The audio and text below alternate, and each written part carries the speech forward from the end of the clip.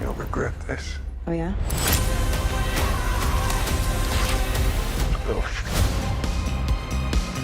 So I've never really been one of those people that praises and brings up A24 every chance they get. You know the people that I'm talking about. Anytime anybody brings up movies and you guys are just talking, they have to bring up A24. It's just normal. They can't help themselves. And don't get me wrong, I also like A24 a lot, but I'm not gonna sit here and say that I like every movie that they've ever put out. That's just not the truth. I don't know why I opened up this video like it's an A24 hit piece. That's not what I'm trying to do. But I do think in the last couple years they've been putting out bangers after bangers, and I think that that is only supported by their newest movie in Love Lies Bleeding, which is fantastic. This movie fucking rips, dude. And I think you guys should check it out.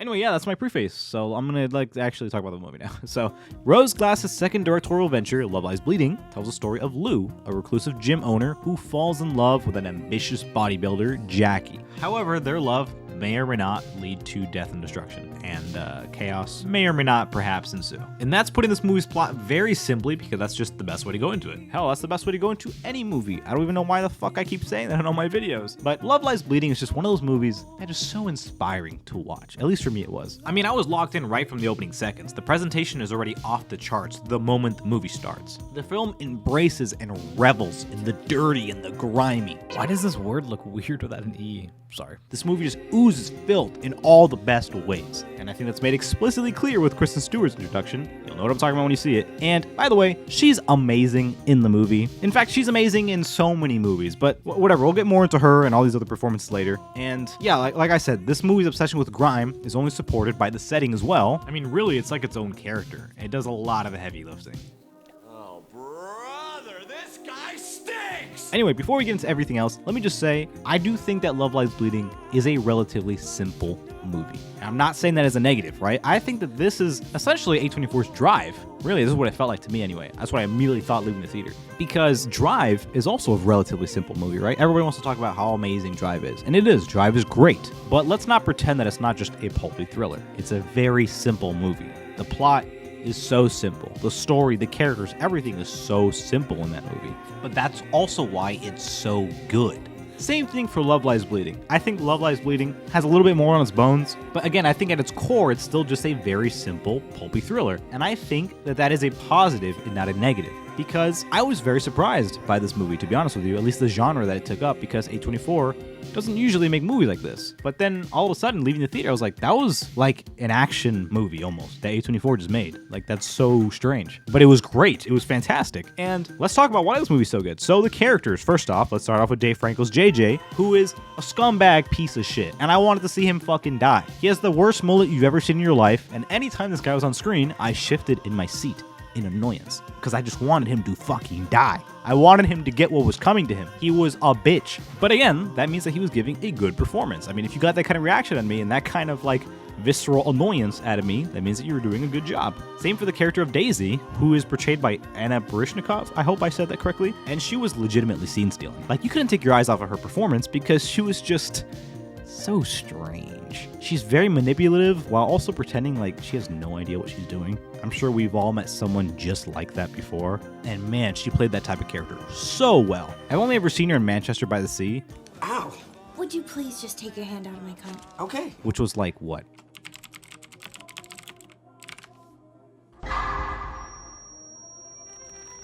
You fucking...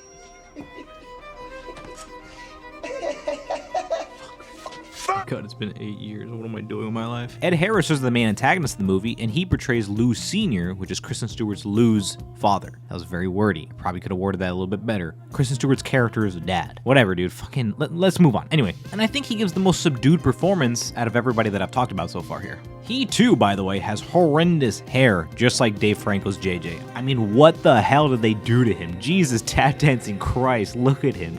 Whoa, dude. But what I really liked about this character was just how quiet he was. He was always the calmest character in any room that he was in every scene he was in, never raising his voice or getting worked up.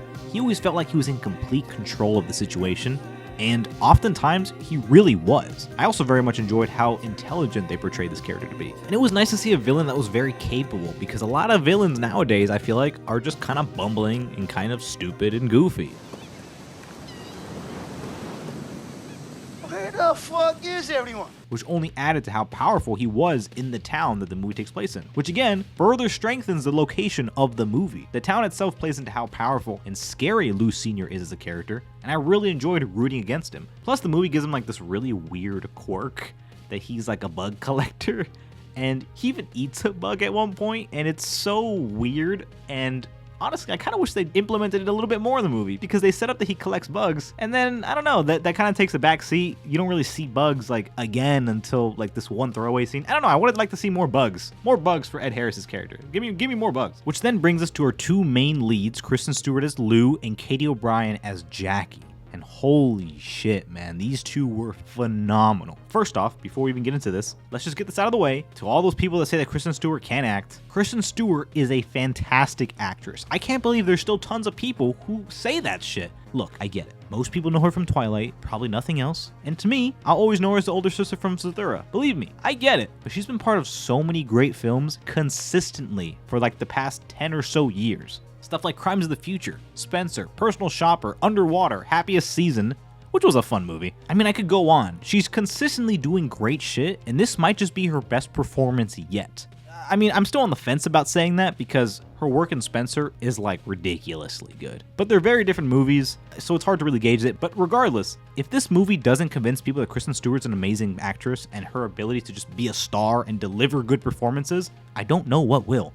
In Love Lies Bleeding, Kristen Stewart ranges from strong and commanding to vulnerable and outright frightened, loving, angry, violent, and she's also really great in the action scenes. Honestly, her physicality for me was just very convincing all around. Same exact thing, if not more so, could be said about Katie O'Brien, who I adored in this movie. I mean, beyond her phenomenal physique, which is like, I mean, I'm never going to look like that in my whole life. I thought her performance was just as good as Kristen Stewart's. I think the movie starts her off being a little bit reserved, being a little bit closed off. She might seem like a little bit of a simple character. And I have seen online that people are saying that she's kind of a shallow character. She's kind of, you know, simple. And even though I was just talking about how simple the movie is, I do think that her character in particular perhaps has the most going on underneath the surface that's not directly shown in the movie. Because we learn more about her throughout the movie through her actions, and the backstory that we're given up front seems to not really add up by the end of the movie with just how she acts, I guess, you know, to put it very vaguely, which I think is very cool. There's so much to learn about this character and so much to infer that's never directly shown on screen at all. I really like stuff like that. It reminds me of the movie Burning in that aspect, actually. I think another fun thing about her character is that, as I'm sure you've seen throughout the trailer footage that I'm playing, her character kind of gets like these muscular growths, I guess, in the movie, and it does lead up to this climactic scene, which is a little bit insane. And to preface this, light spoilers, very light spoilers, but the movie did give me sci-fi B-movie vibes, you know, from like the 1950s a little bit, especially with the opening descending from the stars in this like weird eerie music that was playing. And I think that this climactic scene was like a direct homage to one of the most popular movies from that time. I'm not going to say which one, but if you see it, you'll know what I'm talking about. And of course, these two performances coalesce into the romance, which is the other half of the movie, really. Beyond it being a thriller, of course, it's also a romance. And how is it? I think it's great. I think it's visceral, it's raw, and it just feels very real and grounded. You know, it's the ups and downs of love, you know, that immediate attraction, that lust, but then also perhaps a conflict of interest. Maybe one person is more driven to do one thing or XYZ thing, and maybe, you know, stuff just gets in the way. Maybe love doesn't work out, or maybe it does. It's a very real representation of it, and I really did like it. I thought these two had great chemistry together. Again, overall, I think that Love Lies Bleeding was just a very inspiring movie, just from top to bottom. Everything about it, the production, the acting, the atmosphere. This movie has atmosphere and vibes for days. It is oozing off the screen. You can feel it. I'm literally creaming for this movie. I'm sorry. And it sucks because I haven't been seeing too much buzz about it. And I hope that this video tries to stir some people to watch it. So far, it's been my favorite movie of the year. I adored this movie. It rips. It is exciting. It's what you want out of one of these pulpy thriller movies, all right? Please go watch it. And yeah, I guess that's really it. I guess this is my outro. When it comes out on VOD, I would love to do another video on it. I think I am, because I really did like this movie. Thanks, guys. Like, subscribe, share, all that good stuff. I'll see you in the next one.